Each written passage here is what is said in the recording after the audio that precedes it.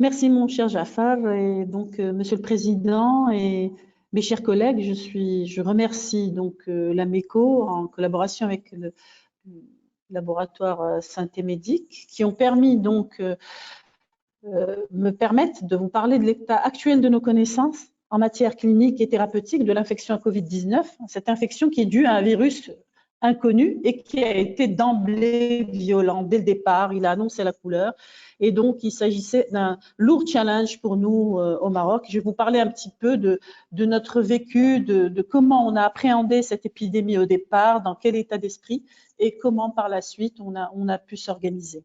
Donc, il s'agit donc d'une maladie virale émergente, mais c'est une maladie ce n'est pas une infection banale hein, qui va entraîner une petite pharyngite ou une infection pulmonaire banale. C'est une maladie qui est transmise, comme l'a dit mon ami Jafar, par les gouttelettes nasales de sludge, mais elle est aussi manuportée.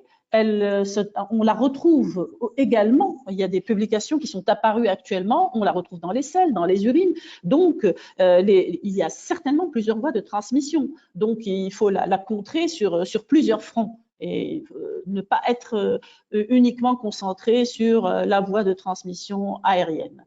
Donc, cette maladie a aussi pour particularité d'avoir un pourcentage relativement important de formes graves par rapport aux grippes banales. Hein. Il y a 20% des personnes qui vont être atteintes de formes extrêmement graves avec ces images, comme c'est une atteinte pulmonaire, comme c'est représenté dans cette image tomodensitométrique, avec plus de 50 voire 60% du territoire pulmonaire atteint. Et c'est surtout nos personnes âgées et les personnes avec comorbidité qui vont être donc particulièrement sensibles à ce virus.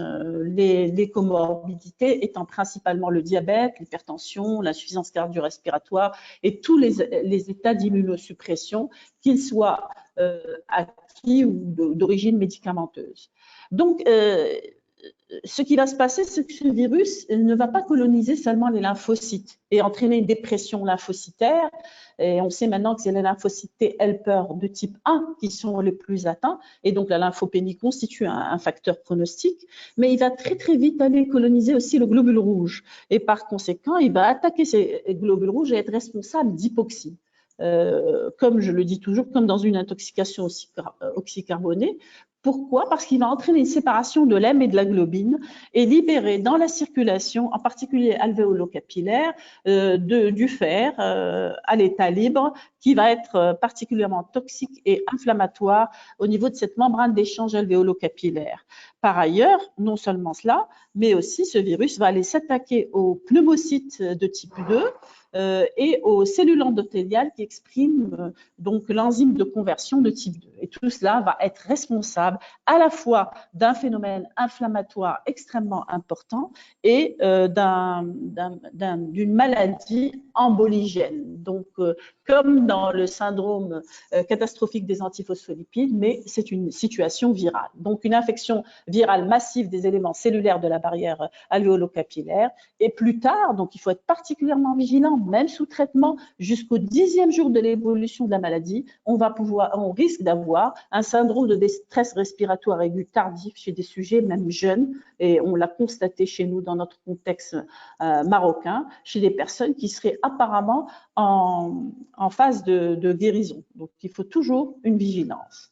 Donc, sur ce, nous, ce qui s'est passé au départ, je vais vous dire que c'était vers le 18-19 mars, qu'on s'est rencontrés à Casablanca. Il y a eu d'autres personnes aussi, d'autres amis qui se sont rencontrés dans d'autres villes, en particulier à Marrakech. Et donc, voilà, on avait une situation où il y avait un virus qui tuait, et tuait de façon brutale, et pour lesquels il ne semblait pas y avoir de traitement.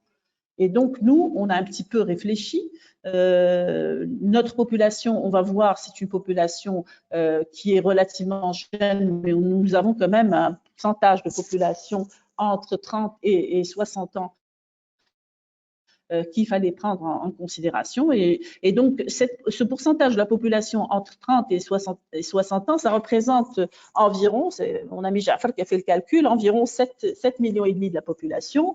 Si on prend en compte qu'il y a parmi ces gens-là un pourcentage de diabétiques, d'hypertendus, environ 12% de diabétiques, 19% d'hypertendus et 14% d'obèses, eh bien, il a fait le calcul et ça représente environ entre 350 000 et 400 000 personnes qui auraient été dans un état de détresse respiratoire grave et qui auraient embolisé les services de réanimation et donc beaucoup, malheureusement, seraient morts. Donc, sur ce constat, on s'est dit, on n'a pas le temps, on n'a pas le droit à l'erreur, il faut qu'on réfléchisse. Et donc, avec Madame Armélé, dans le cadre de la délégation médicale, on s'est jeté à l'eau et on a commencé le seul protocole qui nous semblait donner des résultats, qui était l'association hydroxychloroquine-azithromycine, qui convenait à notre contexte, à nos possibilités matérielles.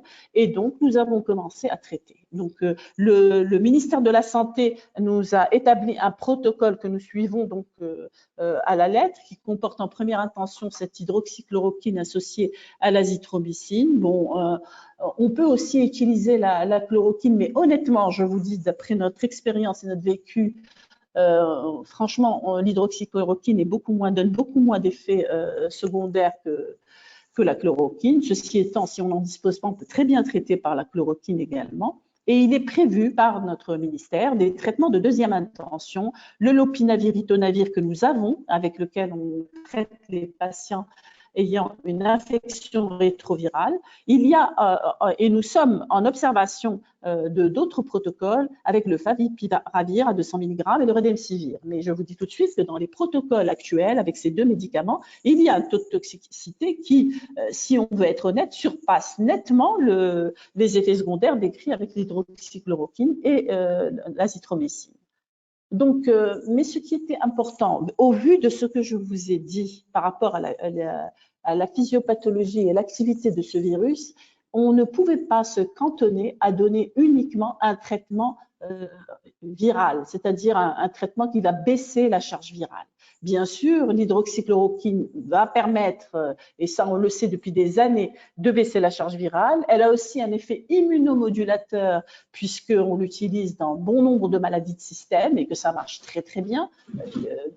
Dans le lupus, actuellement, le traitement le plus efficace, c'est l'hydroxychloroquine.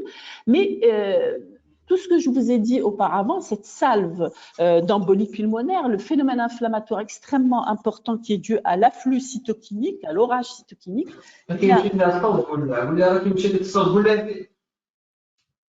Il faut être extrêmement vigilant et surveiller sur des éléments biologiques, sur des éléments cliniques, surveiller sur des éléments cliniques tels que la saturation en oxygène, la fréquence respiratoire, sur des éléments radiologiques, en particulier l'examen tomodensitométrique des poumons, où on calcule le pourcentage de territoire pulmonaire atteint. Et mon ami le docteur Chibetz va vous parler en détail aussi de l'apport de l'échographie qui nous a été très utile au lit du malade. Donc le pourcentage de territoire pulmonaire atteint et le type d'atteinte spécifique du virus, du coronavirus, mais avec des syndromes de condensation qui sont des critères de gravité. Alors, sur ces éléments, il est important au cours de la phase évolutive de la maladie, et dès qu'on a ces éléments cliniques avec certains éléments biologiques qui sont la numération formule sanguine, la CRP couplée à la procalcitonine, l'étude donc des dimères, de la ferritinémie et de la troponinémie. Si on a des facteurs de gravité, il ne faut pas hésiter à utiliser une anticoagulation, soit à dose prophylactique, soit à dose curative. Et il ne faut pas hésiter aussi à utiliser une corticothérapie à dose anti-inflammatoire, une durée courte et qui va être surveillée de très près. On utilise aussi le traitement anti-agrégat plaquettaire, tout cela pour calmer cet orage et faire passer aux patients cette épreuve qui, si elle n'est pas prise en charge correctement, va entraîner des détresses respiratoires extrêmement graves et poser des problèmes en milieu de réanimation. Ces patients ont aussi fréquemment des surinfections et donc on les traite par des antibiotiques à large spectre type ceftriaxone. Et enfin, on utilise bien sûr l'oxygénothérapie quand c'est nécessaire, par palier, en calculant en fonction donc de la saturation en oxygène et de la fréquence respiratoire. Et le traitement adjuvant, en particulier la vitaminothérapie et le traitement par sulfate de zinc et le traitement des effets secondaires. Je vous dis, nous n'avons pas eu énormément d'effets secondaires. Les effets secondaires ont été jugés relativement rapidement. Dans ce protocole thérapeutique, il est proposé, en particulier en milieu de réanimation, des traitements tels que l'atorvastatin, le tocilizumab, les plasmaphéreses de transfusion, le clopidogrel et le colchicine. Tout cela sont des propositions thérapeutiques pour des patients qui sont dans des phases graves. Et donc, nos amis réanimateurs étudient de très très près ces types de protocoles. Nous sommes aussi particulièrement vigilants et surveillants la possibilité de prescription de tels médicaments dont nous n'avons pas eu besoin jusqu'à présent, alhamdoulilah. Mais sachez qu'il y a environ 16 patients qui ont eu donc la possibilité de traitement par immunothérapie, qui étaient des patients de milieu de réanimation, en particulier par l'Actemra. Donc, les résultats, en avant-première, je vous donc transmets les résultats de notre série à la clinique de Vinci, où je travaille avec le professeur Jaafar Heikel. J'ai le plaisir de travailler dans des conditions remarquables. Nous disposons de tout le matériel nécessaire pour travailler, grâce aussi, bien sûr, à notre ministère de la Santé et à l'apport de la délégation médicale du Grand Casablanca, et je salue particulièrement Madame le docteur Nabil Armili. Donc voilà, c'est une clinique où il y a à peu près 3 étages, dont 2 sont maintenant complètement dédiés au Covid et très probablement la semaine prochaine le 3e.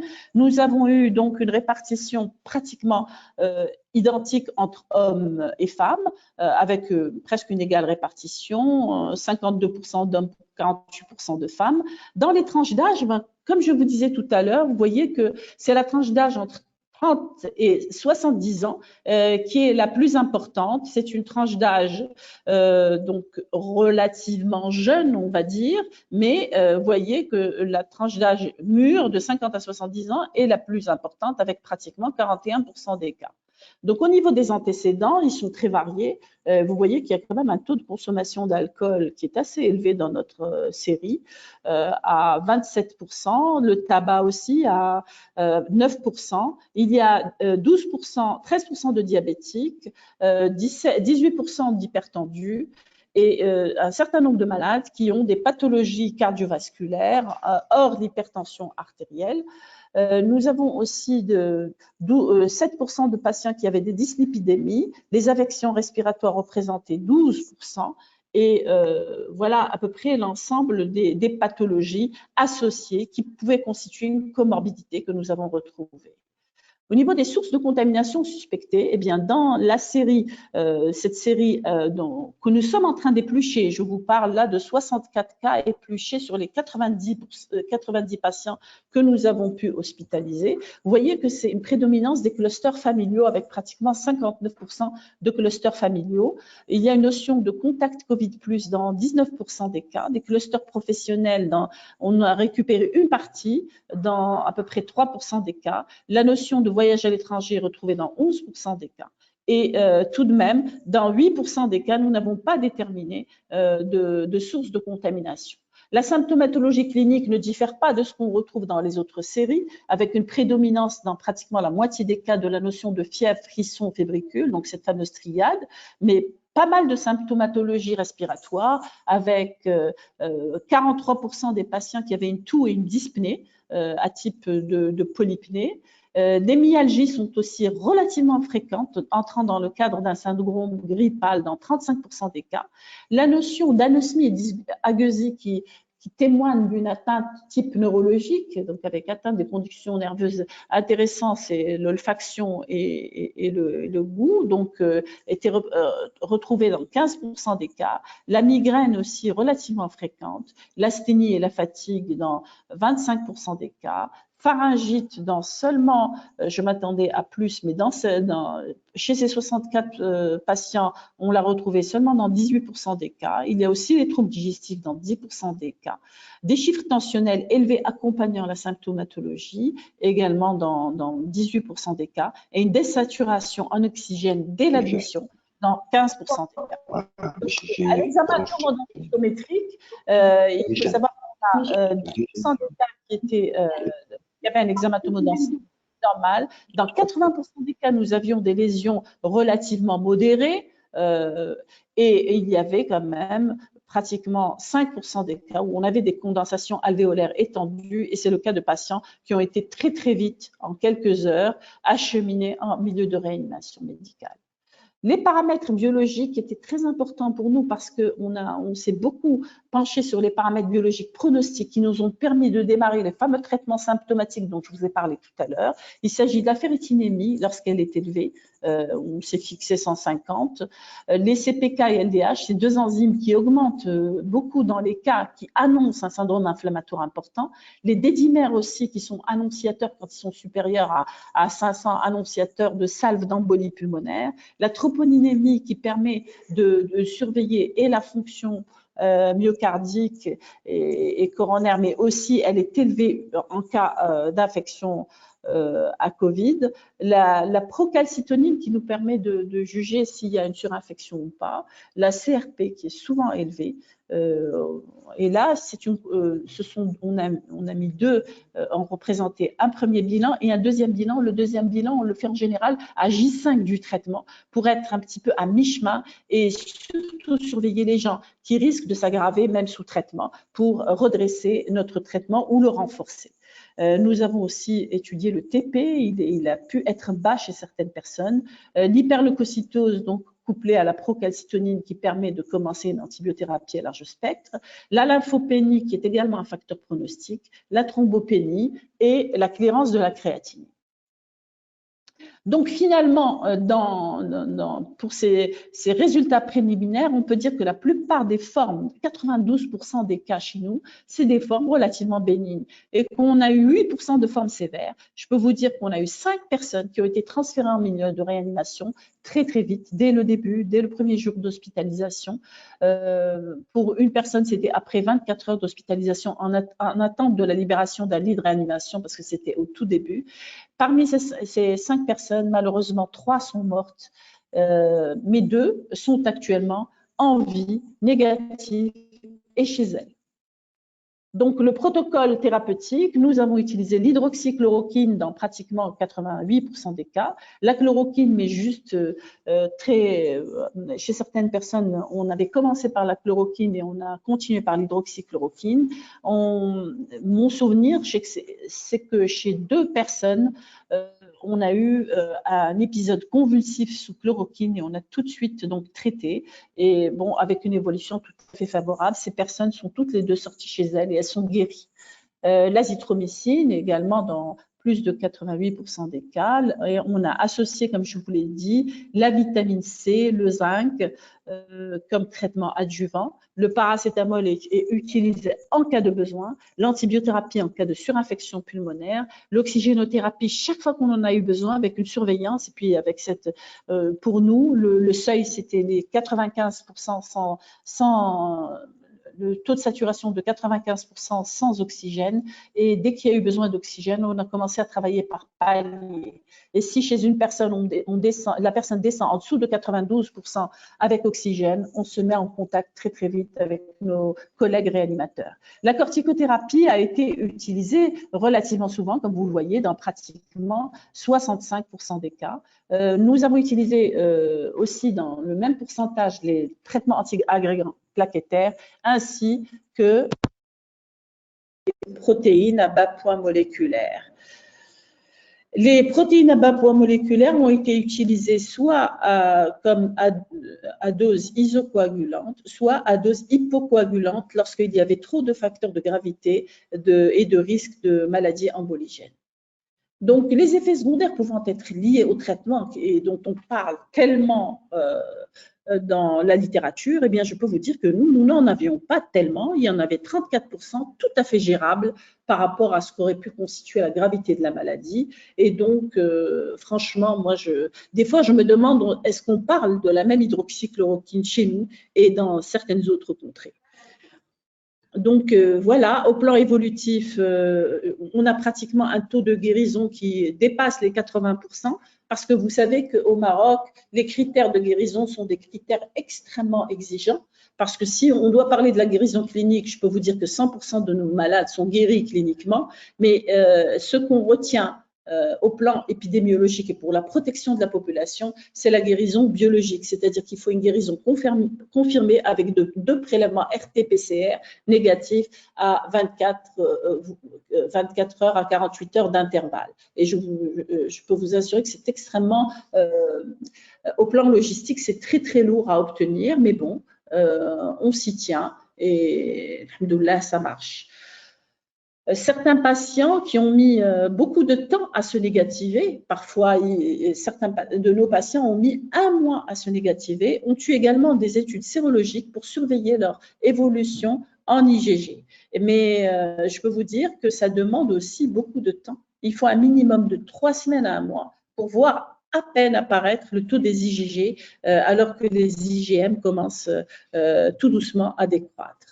Donc, voilà les résultats des RT-PCR. Donc, avec au départ, la RT-PCR1, on avait un pourcentage de personnes qui étaient négatives en RT-PCR1, mais qu'on a confirmé par la suite. Et les RT-PCR2, donc vous voyez qu'on a un pourcentage très important de négativation définitive et que tous les patients orange sont en cours en surveillance, soit chez nous, soit dans les zones tampons que sont les hôtels médicalisés, soit pour des gens qui ont déjà négativé une fois, il est possible de les suivre aussi à domicile. Mais en général, ils ne sortent chez eux qu'après 2 RT-PCR négatifs.